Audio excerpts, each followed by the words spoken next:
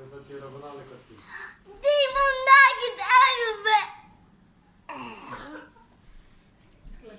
जाओ जाओ जाओ वहाँ पे चलो ठीक है आप लोगों के लिए शुरू करते हैं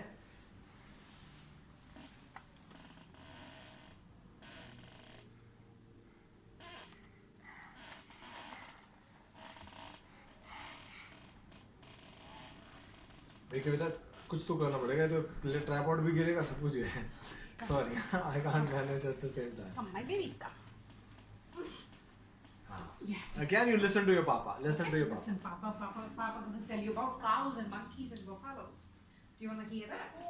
Sit down here. सबसे पहले तो आप सबको थैंक यू बोलना चाहूँगा प्रेजेंटेशन में आने के लिए और समय निकालने के लिए प्रेजेंटेशन का टाइटल रहेगा sacred cause and clean milk the emergence of distributed innovation and positive resilience in the anthropocene सबसे पहले शुरू करेंगे प्रैक्टिकल प्रॉब्लम से नहीं इंग्लिश में बोल जो हमें बोलने पर तू ये सोच ये मत कर हमारे लिए कर नहीं मटेरियल तो वही रहेगा ना लेकिन प्रेजेंट में नहीं ऑडियंस नहीं वो भी नहीं बंटी फिर वो तो तू गलत कर रहा है चलो ठीक है वैसे ही तू कर ये सोच ले कि हम पैनल के लोग बैठे हैं बस दैट्स इट वो चलिए सोचना पड़ेगा बंटी चलिए ठीक है ऐसे कर can't take us lightly okay मैं रगड़ ऐसे चालू काम कर दे तुम्हें कुछ समझ आएगा नहीं फिर आ जाएगा हमें सब आएगा और ना आए वो इतना बड़ी इसमें इतने पढ़े लिख रहा है कह रहे हैं हमारे तो सिर से उतर जाता है किसी को समझ नहीं आता क्या लिख रहा है बेचारे सिर किसी को समझ नहीं आता क्या लिख रहा है विक्की और उनको तो वो पता सब नहीं आएगा kind है। काकू विक्की दीपा को तो दे आर काइंड मैं बता रहा हूँ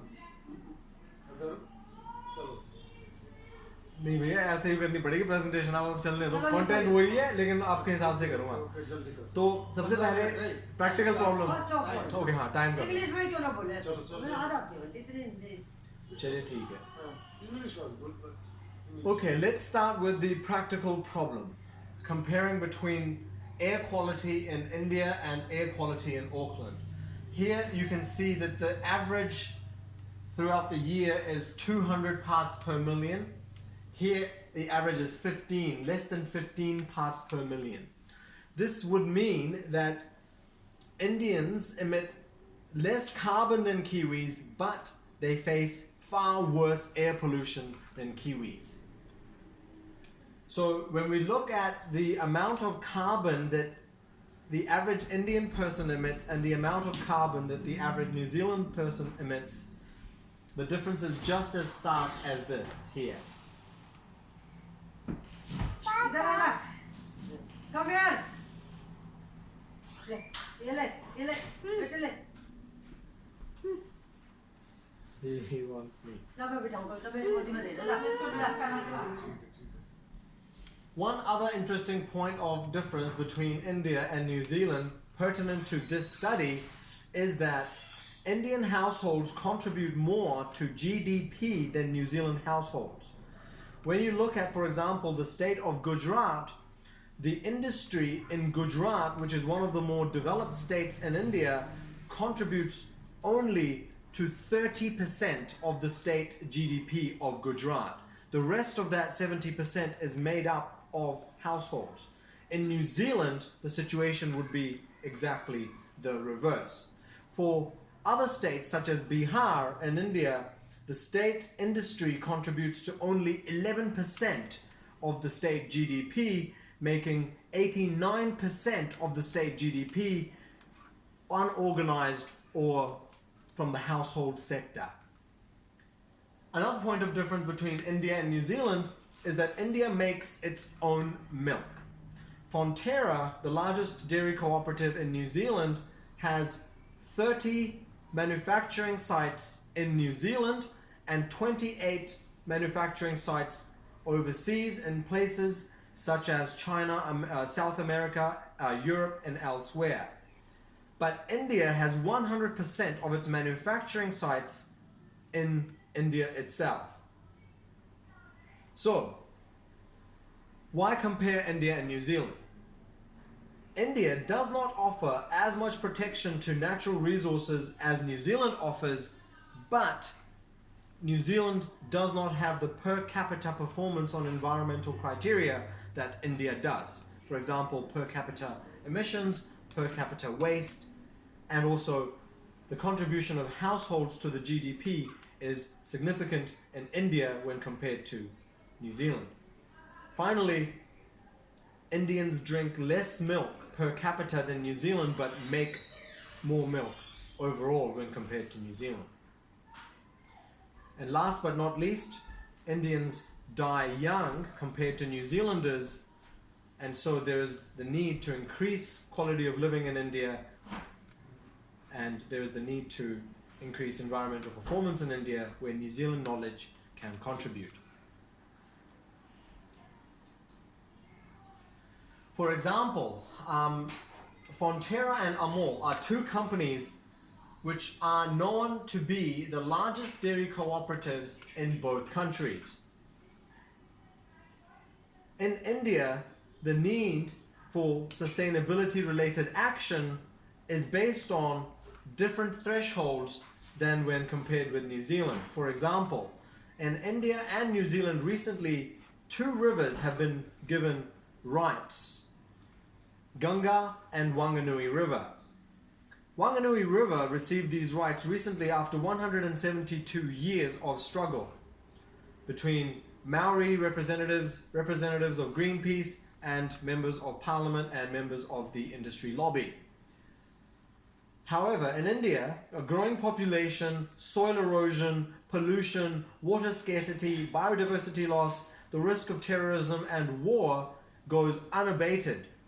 In New Zealand, shifting consumer demands, competition, and environmental pressures are making companies such as Fonterra take action on these fronts.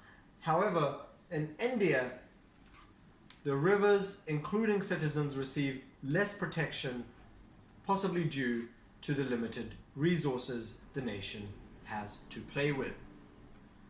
Fonterra says they've got 1,011 environmental plans, but this is compared to 10,000 farmers that they operate with. So if you look at 10,000 farmers and 1,000 plans, it's less than approximately 10%, around about 10% of all the farms actually have environmental plans. In India, there is no such thing. Sustainable water catchments in Fonterra's operations, there's almost 6,000. In India, there is no such thing. Number of sustainable dairying advisors, again, India has 0 that we know of. Renewable energy, India does have a strength in biogas. However, it's only very, very few cases. When you look at Amul, for example, these two plants constitute roughly about 15% of the total production of Amul. So it's happening on a small scale. The awards that they receive are because of the contacts that they have with the members of parliament and members of industry, not because they're doing anything remarkable. So, where does this leave us for the practical problem of this study? On the one hand, we have examples of cow vigilantes in India who are trying to save the cows as their contribution to non-human agency. On the other hand, we have people in New Zealand who treat the cow like a product or a machine that converts sunlight that plants receive to things like meat and other animal products, such as milk. And in between these two diverse approaches, almost extreme approaches, we have this growing clean animal product movement which wants to get rid of animals altogether from this process and make milk and meat from either plants or animal cells. So these are 3 different solutions from practitioners, which all of them are existing right now. Since 2014, the incidence of mob lynchings related to cow vigilantes have gone up. So there have been 55 mob lynchings since 2014, which makes about 10 every year or thereabout. and this is related to the political changes in India's landscape. This approach has been existing in New Zealand ever since the Pakeha people came to New Zealand and bought their cattle in 1817. Before 1817 in New Zealand, there was Maori population dominating the agricultural scene. They had no milk in their diet. They did not miss having milk in their diet. After cattle populations and Pakeha populations began to rise in New Zealand, Maori populations began to decline rapidly. And you can actually see the point at which Maori start to go down and cattle and Pakeha start to go up. So this illustrates some of the historicities invoked by this study. Although the logistics do not allow me to resolve all of those historicities, I will aim to acknowledge their relevance to modern day innovation practices. In India, the historic angle is that the Green Revolution, while it helped to feed more people in India and got rid of the famines that were happening in India during the 1960s and 70s, so India has never needed to face another famine ever again. However, it has eroded the soils and created a high input agricultural systems, and the farmers are on the brink of suicide as a result. Especially local organic farmers are blaming the Green Revolution for removing the resilience from their farms. So the solutions that do exist are under pressure to innovate. And this leads us to the research problem of this study. I will begin by talking more about innovation from consumers and producers both, and then I will move on to talking about a more network type of innovation and then look at positive resilience. First of all, if we think about consumers, they develop innovations not because they want to profit from them, but because they would like to use those products that they develop in the context of their day-to-day life to make their life easier or perhaps more meaningful. And so producers develop innovations mainly for certain markets that exist in the present moment, not in the future. So how do these consumers and these producers interact with each other during this parallel innovation process? These two arrows demonstrate that interaction. First of all, the support that innovators can provide to consumers, so producers can provide to consumers in the form of seed funding or in the form of grants, helps them to develop prototypes, which then they give to the companies to take to market because they do not have the resources to take those prototypes to the market themselves. What they do have is local knowledge that allows them to develop these products in a way that producers could never do, simply because producers are not in touch with the needs of users more so than users themselves. Coming now to the networked innovation model or the open innovation model. Typically, there are no holes in this funnel. Typically, things that come into the idea pool exit without any stakeholders having an influence in that process. The owners, the managers will decide what goes in and what comes out. The holes allow stakeholders such as customers, policymakers, community groups to then use their networks and use their relationships to influence the direction that an innovation takes and the products and markets that the company then develops. Now, how does this innovation process relate to resilience? This is the main contribution of this study. Previously, resilience has been treated differently to innovation, and the home of resilience has been an ecology or ecosystems science, and the home of innovation has been in management science. The unique contribution of this study is to combine these two different fields into a common area of study. So these three characteristics pointed out here, resilience, adaptability, and transformability, are the three main areas that we will look at in this presentation. To give you an example of each of these, resilience is that characteristic of a system through which systems can hold together after a disturbance. For example, in the case of a fire that happens in a forest, there are some trees that are resistant to that fire.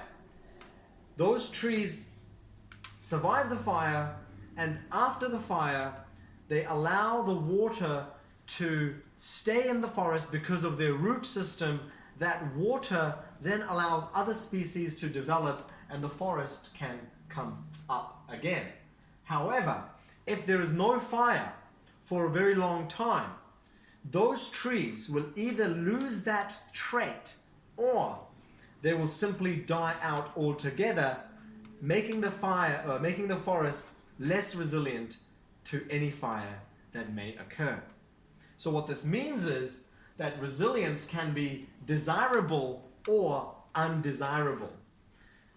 Desirable resilience is resilience that leads to recovery of multiple outcomes, whereas undesirable resilience is the recovery of relationships based on a very narrow set of outcomes, such as profitability in the business system.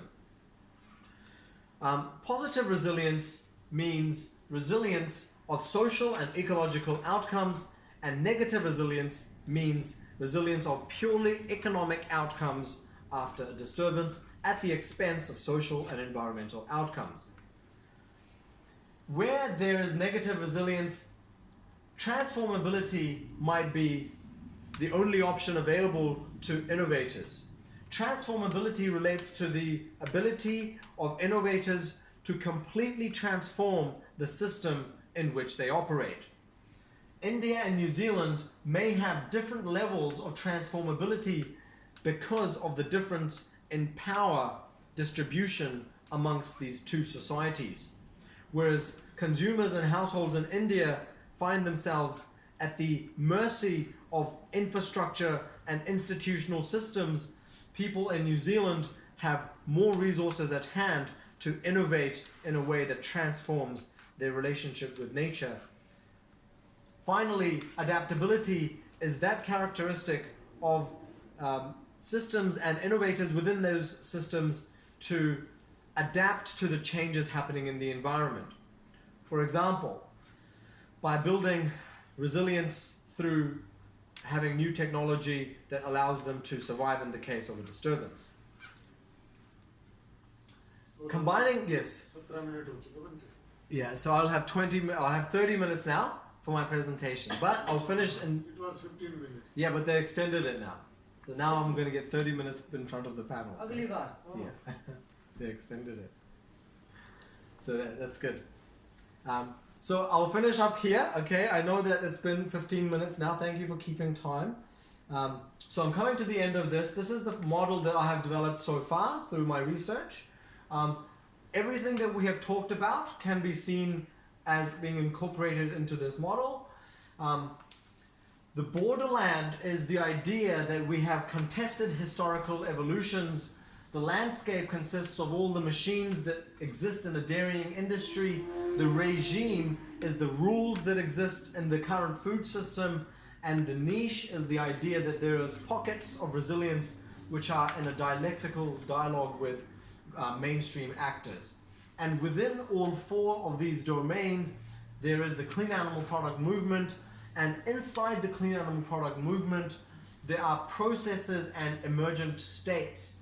And how innovators move from processes to emergent states is through constructing goals and visions and stories, and through sensing the prescribed modes of change that act on them from the environment as a result of climate change or other factors, and so on and so on.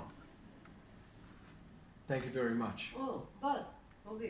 कर दी 20 minute तो में। तेरा topic मतलब ये तुम उन्होंने दिया है, तूने सुना, कैसे हुआ मतलब ये? मैं आपको बताता हूँ इसमें क्या था। शुरुआत जब हुई, मैनेजमेंट का तो नहीं है ये, तू तो कह रहा मैनेजमेंट में कर रहा है PhD। मैं आपको बताता हूँ क्या है। मैनेजमेंट का जो हिस्सा है ना वो ये है, ठीक है जी। ये सारा मैनेजमेंट से रिलेटेड है। आपने कोई प्रोडक्ट बनाया, मार्केट तक लेके गए, लोगों ने उस प्रोडक्ट को घर में जुगाड़बाजी से अलग तरीके से बना दिया, तो आपने अपनी कंपनी में वो आइडियाज लेने के लिए उनकी थोड़ी बहुत मदद करी और उनको थोड़े बहुत रिसोर्सेज दिए ताकि आपकी कंपनी के पास और आइडियाज आ गए। तो ये मैनेजमेंट से रिलेटेड है ये वाला, ठीक है। ये वाला जो पार्ट है ये आपका नेचुरल साइंसेज से रिलेटेड है। तो इन दोनों को कंबाइन करने की कोशिश की गई है, क्योंकि अभी आजकल क्या हो रहा है, मैनेजमेंट जो फील्ड है वो एनवायरनमेंट के लिए काम करना चाहती है। तो इसलिए तेरा मतलब टॉपिक उन्होंने दिया है, तूने सुना है? टॉपिक धीरे धीरे डेवलप हुआ है। तो शुरुआत में जो मैं कर रहा था तो topic climate change, food sovereignty, food security से रिलेटेड था। फिर जैसे जैसे हाँ डॉक्यूमेंट्स बनी और चीज़ें सामने आई, वैसे वैसे टॉपिक भी बदलता गया। तो अब जाकर के ये टॉपिक हाँ अभी ये तो 4-5 महीने से लॉक इन हो रखा है ये टॉपिक। तो अच्छा 4-5 महीने से इसी टॉपिक पे काम हो रहा है और अगले 2 साल भी इसी पे होएगा। हाँ अब इसको ही बदल नहीं सकते। अभी चेंज नहीं कर सकते। हमने एक बार पैनल के आगे दे दिया ना, फिर वही है, फिर अगले 2 साल इसी पे काम करना है। इंडिया में तो बंटी में हेल्प बहुत मिल जाती है। इंडिया में तो ट्यूटर ये मिल जाता है, यहाँ नहीं मिलता। आपके कोई सवाल हो तो वह पूछ सकते हैं। तू जो है जब तो करेगा तो दोनों कंट्री की वो करनी पड़ेगी तेरे को, इंडिया की और यहाँ की रिसर्च। दोनों कंट्री में डाटा कलेक्ट करना है। वरुण, रेजिलियंस आपने बोला, तो ये रेजिलियंस मिल्क इंडस्ट्री पे कैसे लागू होता है? मिल्क इंडस्ट्री पे ऐसे लागू होता है, अभी यहाँ पर जो थ्रेशहोल्ड्स हैं, जैसे कि पानी के ऊपर अभी प्लान बन रहा है, नया प्लान बन रहा है। तो अभी जिस तरीके से डेयरी फार्मर्स ऑपरेट करते हैं, they have abundance of water, but as soon as they face a threshold with regards to water, the whole regime changes.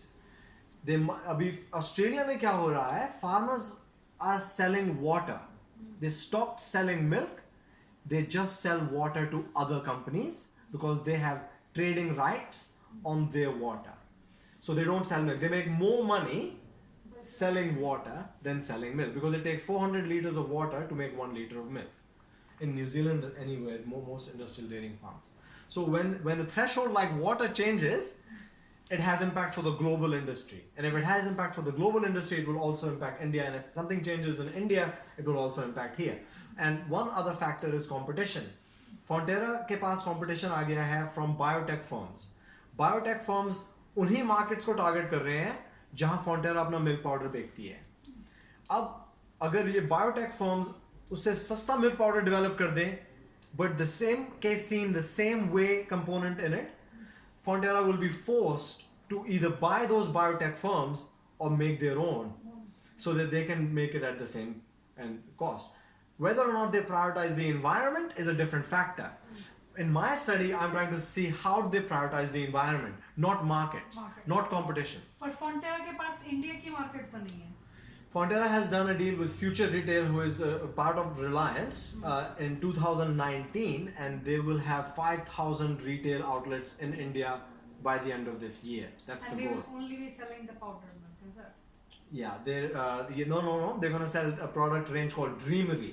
Dreamery is the name of they've already launched it, and it's chocolate milk, this, that, and the other type of liquid milk. It's for the upper middle class. And it's the shelf one. Shelf, yeah. It's the one that you have. It's Tetra not Pak. long life. It's not long life. Tetra Pak, no? They will be made in India or they will be exported from here. That's the current debate. But अगर मान लो पानी का आपने बताया जो resilience के बारे में बता रहे हो, तो how this entire thing can be pitched in India when they are actually facing water scarcity? So India has different thresholds when it comes to their socio-ecological systems. India has population, soil erosion, pollution, water scarcity, biodiversity loss, terrorism, and the threat of war. So those kinds of thresholds, the stories that the farmers will have already, my interest is in seeing what are the stories and how do those stories decide their strategies that they then take. Thank you, Vanti. Thank you so much. Well done. कोई questions तो पूछ लीजिए। Question वही है, तू 20 minute में कर दिया तूने। हाँ नहीं, वैसे मेरे को 30 बात हुई थी। मिनट्स दिए हैं आपको, मैंने 1 घंटे के लिए शामिल करा था, नहीं वो ठीक है, पर 15 मिनट की बात हुई थी। लेकिन अब उन्होंने ही 30 मिनट्स कर दिया तो मेरे को 30 मिनट्स की बनानी पड़ेगी ना। 15 मिनट में थोड़ी चुप हो जाऊंगा। वो कहेंगे अगले 15 मिनट क्या करेंगे हम, ऐसे ही खड़े रहेंगे। उन्होंने ही टाइम बढ़ा दिया ना सब कुछ देख बट के। डैडी वैसे कई बार ना 15-20 मिनट आधा घंटा कम लगता है, नॉट हियर, हमारे सामने तो इतना ठीक है, और बाहर अपने आइडिया प्रेजेंट करने के लिए half an hour is nothing. इस मोमेंट में कहीं भी तूने ये नहीं बताया कि भाई तू ये रिसर्च क्यों करना चाहता है, ये तो तूने बताया नहीं। और यही उस पुरानी फीडबैक में वो बार बार चिल्ला के कह रहे थे, why you want to do it, कहाँ जरूरत है, किसको जरूरत है। मैं तो सही सवाल है, इसको मैं अभी बताता हूँ, इसको मैं भूल गया। पहले बोलो। हाँ, ये बंटी नहीं, यही तो सबसे पहले फीडबैक में तू कौन है और तू क्या कर रहा है, ये क्यों करने जा रहे, क्या है, और क्यों ये कर क्या रहा है, है? क्यों कर रहा है इसको? इससे क्या फायदा होगा लोगों को, ये जरूरी है। वो तो बताया कर, भूल गया। नहीं, शुरू में तो ये बताना पड़ेगा कि मोटिव बताना जरूरी है ना। तूने ये टॉपिक क्यों चुना, व्हाई, क्यों चुना और इससे क्या फायदा होगा। ठीक है मैं बताता हूँ, ठीक है बताता हूँ, तूने तो भूल गया। अपने बाप रे, ये जो मेन टॉपिक यही है। तो अच्छा प्रेजेंटेशन आपको एक बार बताते हो, ठीक है, हाँ। मेरे को बात याद आ गई।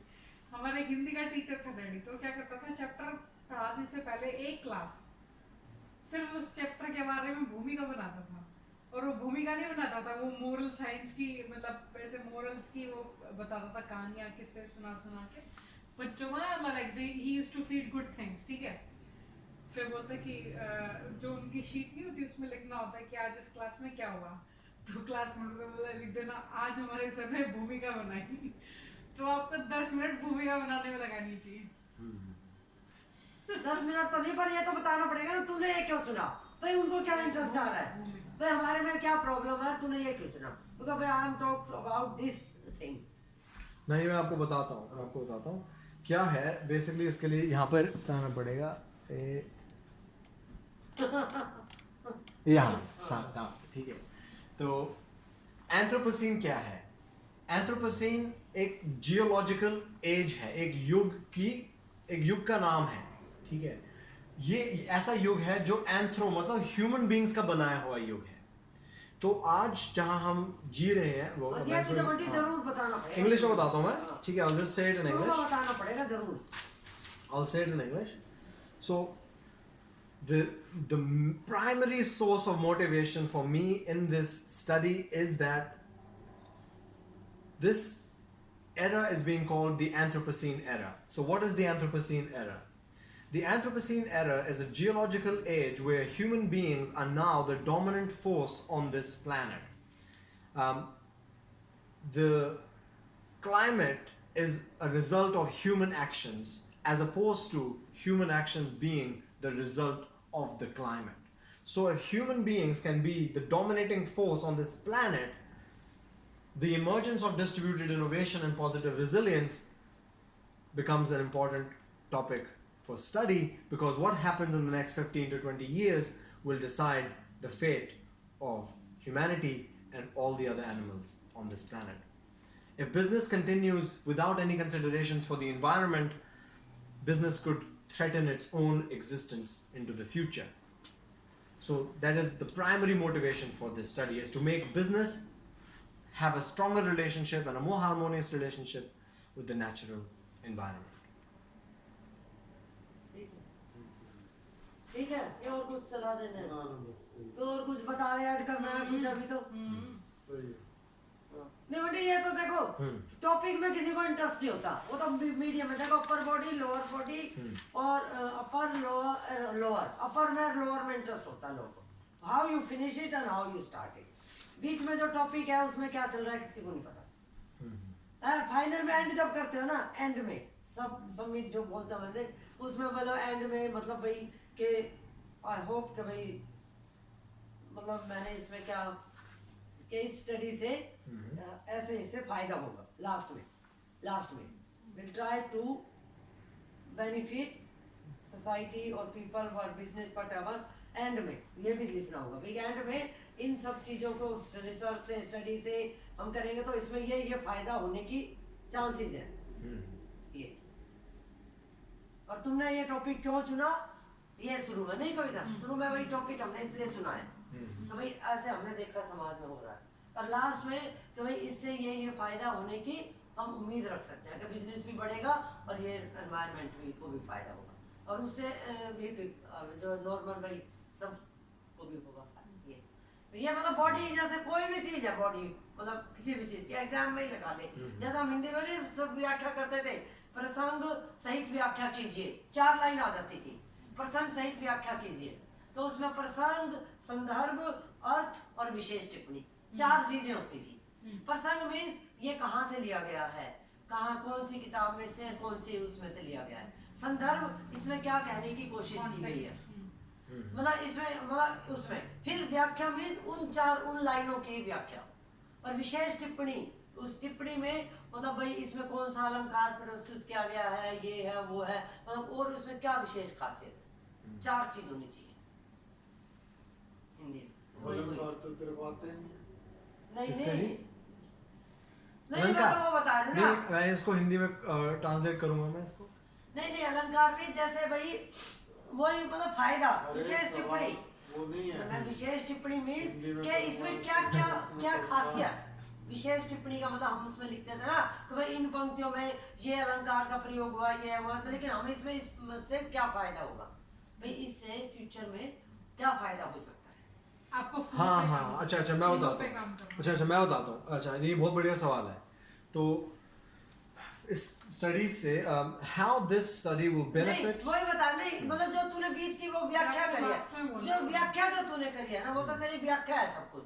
इसमें तुझे प्रसंग, संदर्भ और टिप्पणी 3 चीज और ऐड कर दिया। अभी बता दिया ना, स्टार्ट की स्लाइड में करिए बता दिया कि how this study will benefit प्रसंग, तो क्या होगा आपकी पूरी हर एक प्रेजेंटेशन को उससे मैच करके जज करा जाएगा। नहीं कब प्रसंग में तो कविता सबसे पहले आएगा टॉपिक, प्रसंग, संदर्भ और व्याख्या और वही विशेष टिप्पणी, मतलब उसमें ही होगी ना। प्रसंग में तो भैया तू आज किस बारे में बात करने जा रहा है। प्रसंग मींस रेफरेंस बनती, संदर्भ मींस कॉन्टेक्स्ट, और व्याख्या means explanation what you doing, और लास्ट का है विशेष क्रिटिकल एनालिसिस। हाँ वो ये 4 चीजें ये जरूरी है। नहीं इनमें बड़ी बोल रहे इस चीज तो मतलब कविता कहता कोई बीच का कोई नहीं सुनता, लेकिन जो तुम ये टॉप पे हेड करके like I am this 1 2 secondly thirdly, don't go finally. तो तू सिर्फ एक्सप्लेनेशन कर रहा है, बाकी 3 चीजें तो मिसिंग है तेरे से। अच्छा ठीक है, तो आपने बताया व्याख्या के क्या मतलब है? एक्सप्लेनेशन वैसा कम कर दो, उसमें किसी का इंटरेस्ट नहीं है। एक्सप्लेनेशन में इंटरेस्ट नहीं होता, बल्कि उसमें और संदर्भ कॉन्टेक्स्ट, हाँ, और सबसे पहले रेफरेंस और प्रसंग है। प्रसंग मींस रेफरेंस मींस भाई ये मोटिवेशन टॉपिक है, ये नहीं रेफरेंस मतलब ये टॉपिक है। तो हाँ अपने रेफरेंस में आप मोटिवेशन भाई तुझे जो रेफरेंस में करता आज के ये जो समझ में समस्या चल रही है, जैसे आपका रेफरेंस क्या है? Anthropocene is one of your reference. You are referring to a situation where भाई ये देखते हुए कि ये मेरा टॉपिक है, समझ है मैंने इसलिए। और दूसरा कंटेक्स्ट मीन कि भाई मैंने ये टॉपिक इसलिए चुना कि भाई मैंने क्यों चुना, तूने यही क्यों चुना।